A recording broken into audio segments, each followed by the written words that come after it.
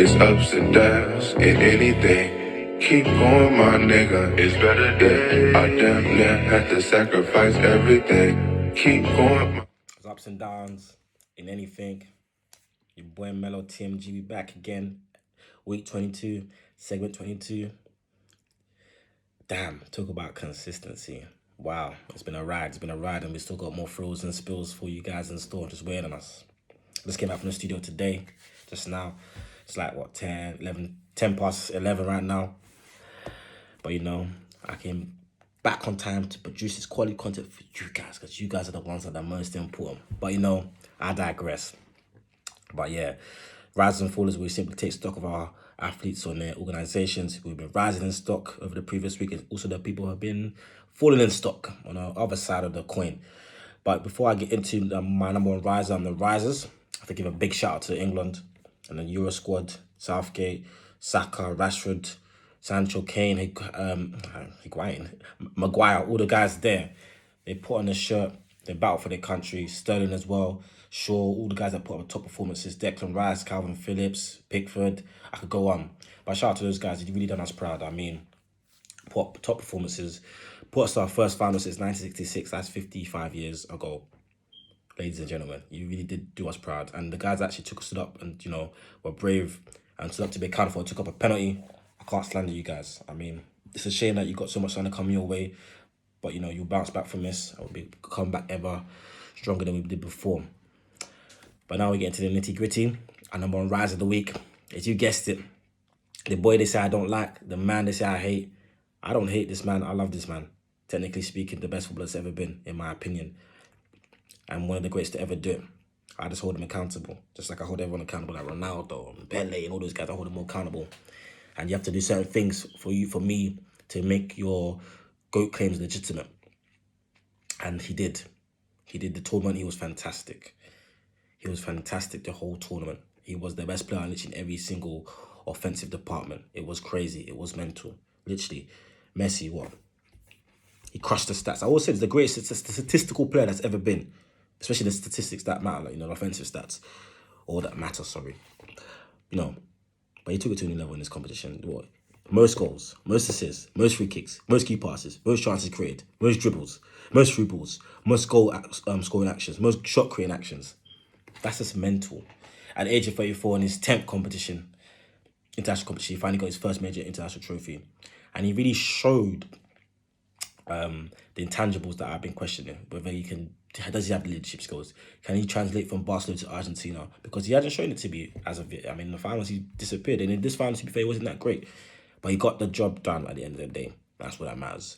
So really big shout out to Messi. I mean, his GOAT claims, like I said, they're now truly valid. And if someone tells me Messi's the GOAT, I won't argue. I'm like, fair enough. I don't personally think he's right now. He still has a tiny bit of work more to do. But right now, I do have him slightly ahead of ever so slightly. But it's very arguable. It's almost balanced. You know what I mean? It's almost literally back. It's almost 50-50. It's almost probably been closer than it's ever been before. But me personally, I've Messi there, giving him the slight edge. Argentina's first trophy, 28 years. And he played like a man possessed. I mean, shout out to him. But one also a huge important factor, finally Di Maria was able to play a final and also play the whole final, get subbed off because of injury or whatnot. And, he was the difference. He's been in the shadows of Messi. He's been in the shadows of Neymar. He's been in the shadows of Ronaldo. And now he was the main man on the final night. Got the goal. Fantastic. Fantastic. But from Lionel Messi, we go on to another guy who has a claim to being a GOAT in his own right in the future. I mean, this guy's only 22, but in 20 years' time, we could be calling him the GOAT of all goalkeepers. That is Gianluigi Donnarumma. Gosh. Here's a crazy stat for you guys as well. He's won all of his penalty shootouts that he's been involved in. That's his dominance. He's a behemoth. 3 with each club, I believe AC Milan. He's now signed for PSG. So more on that later. 2 of his country. He's just crazy. 6'5". His wingspan is just enormous.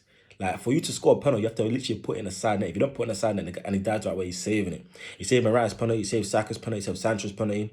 And like I said, he calls Rashford and Elmo to miss. Probably a lot had to do with them trying to be extra precise, because they know if you don't put in a corner, this guy's saving it. He's not gonna basket hands. Nothing's going past him. His hands are secure. He's still in 22. Feck. What was I doing when I was 22? What was I doing? Finishing my degree?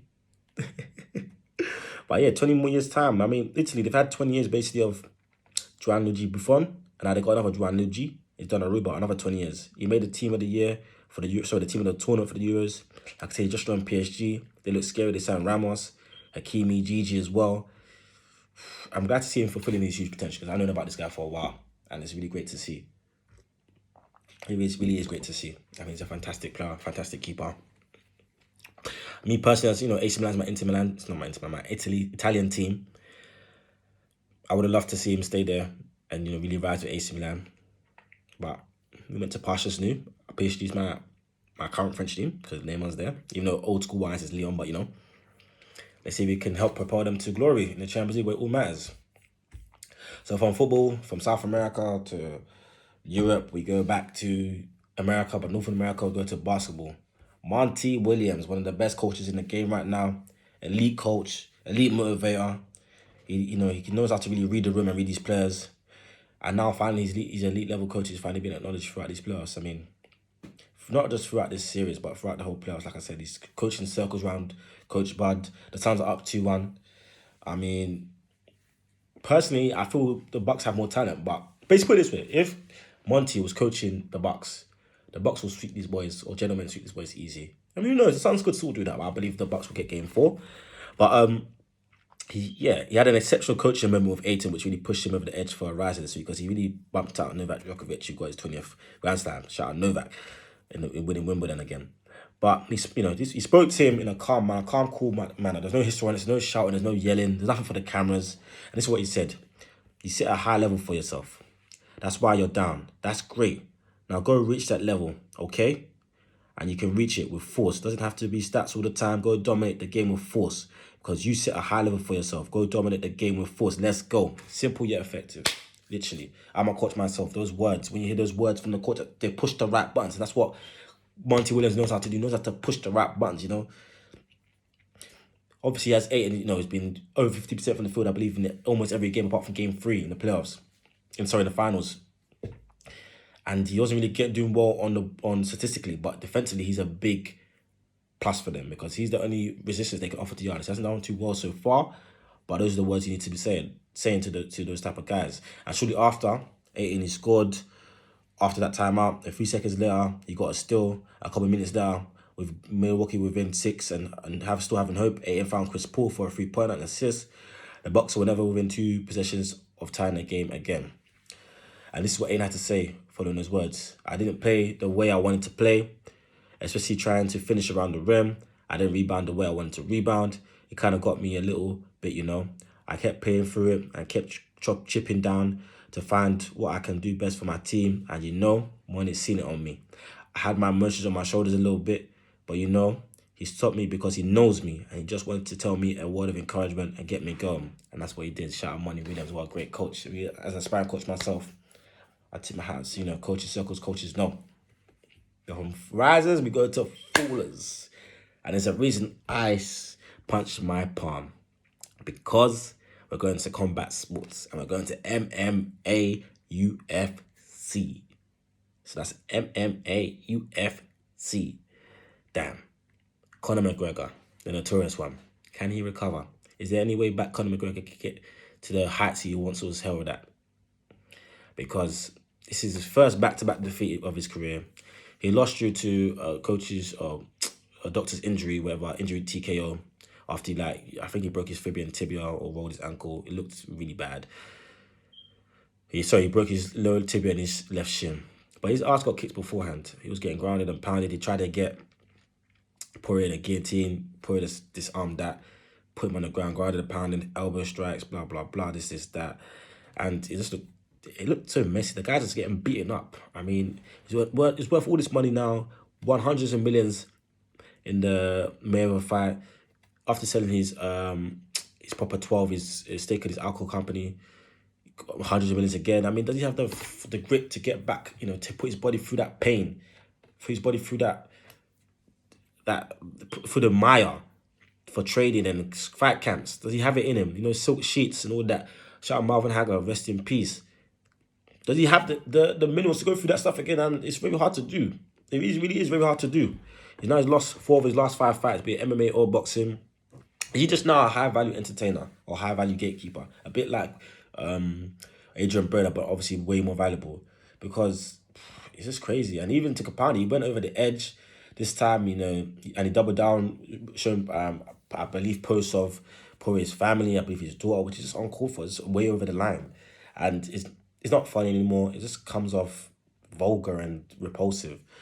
And he even said he would murder and put Poirier in a coffin. I mean, he's stepping over the line, man. He really flirts with the line, the edge, flirts on the edge of these sort of things, and he's gone over the line. And it helps winning washes away these sort of things. But when you're losing, it looks bad. It looks so bad. But from McGregor, we go to Neymar, my favourite player. Got to kiss the A, It's sad because he had a very good tournament. Not as good as Messi's, obviously, but he had a good tournament in his own right. 2 goals, 3 assists in 6 games. His finishing has gone down the drain, but that's a story for a different day. And he tried in the final. He had a better final than Messi and individually. He was trying to get things going. But every time he got things going, he was dribbling towards the box to cause damage. He was getting chopped down, he was getting hacked. Well, Argentinians, and shout out to their manager. I can't remember his name, I think Scaloni or something like that. He used the subs to his advantage because whenever certain guys would get yellow cards like Paredes and maybe the Paul and whoever, he subbed them off and put some other guys on just to hack and just break up the game. That's what simply did, because the game was just about breaking up fouls, complaining about the ref. A mistake was what won them the game. I mean, it is what it is. But Neymar's efforts weren't enough because Brazil lost 1-0. And, which is compounded by the fact that Brazil, the reigning champions, when he was injured in 2019, they weren't without him. So his Brazilian legacy for his country is not looking as good. Also, with Messi now winning as well, the burden of international success now rests with Neymar. Ronaldo has one. Messi has one now. Of course, you can say Hazard. And them guys don't, but Pogba, Griezmann, and Mbappe, they all have one. You don't. You need to, pull up your jock straps and get on that horse and get going again. But we go to Jrue Holiday from basketball. My guy Jrue, I like him a lot. He's a very good player. But both sides of the ball. But the first 2 games, he's been poor. He made up for it in game 3, but the first 2 games, he was poor. I kind of kept on track of what he's been about this playoffs. He's been up and down, especially away from home. Same with Middleton, they've been up and down. Just like the stocks, just like rise and fall. But game 1, he went for 10, 7 and 9, 29% from the field, 4-14, 0 for 4 from 3-point land, free throw 100%, 2 for 2. That was the only small positive he had. And plus minus or minus 16, it was terrible. Game 2, 17, 5 and 7 and 2. Kind of filled the stats a bit more, but field goal percentage 33%, 7 and 21. 3-point percent 2 or 3, not bad. Free throw 2 or 3, plus minus 3. This is the finals. Jrue, I need more. This is do or die. This is legacy making, legacy sustaining. You got Giannis playing his tail off, coming back from injury, came back from serious injury, hyperextension. He's coming back and he's doing an absolute mazzoline. Jrue Holiday, you need to step your game up. But that's the risers and fallers. Make sure you like and subscribe if you're on YouTube. Follow us on Instagram, Twitter. For the listen to our podcast audibly, make sure you listen to us on the Spotify, Apple Podcasts, is the TMG. Melo from TMG. I was about to say TMG boys there. See a guitar just come out from the podcast. But Melo from TMG. Let's get it. I'm out.